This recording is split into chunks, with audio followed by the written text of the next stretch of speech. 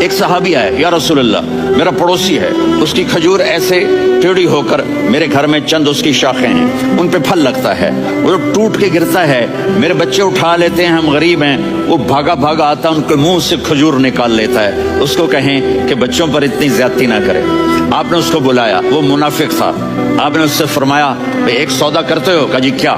کہا یہ کھجور مجھے دے دو اور اس کے بدلے جنت میں کھجور لے کے دوں گا. وہ کہنے لگا یا رسول اللہ یہ اصل میں میرے بچوں کو بہت پسند ہے, کوئی اور کھجور ہوتی میں دے دیتا, یہ تو میری معذرت ہے. وہ تو منافق تھا, اٹھ کے چلا گیا. ایک صحابی بیٹھے تھے, وہ کہنے لگے یا رسول اللہ اگر میں وہ کھجور لے کے دے دوں تو مجھے جنت میں لے دیں گے؟ ان کا نام ہے ابو الدحداح.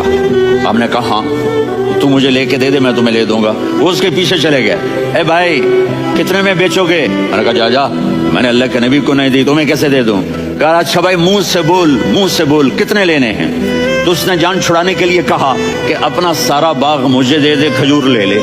باغ میں 600 کھجوریں اور یہ کھجور کسی اور کو دینی ہے. تو کہتا ہے پکے ہو, پھرو گے تو نہیں؟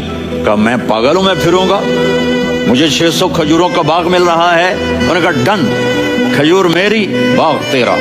وہ بھاگے بھاگے آئے, یا رسول اللہ میں نے سودا کر لیا. کہا کیسے کیا؟ کہا سارا باغ دے کے کھجور لے لی. آپ نے کہا پھر میرا سودا بھی بدل گیا.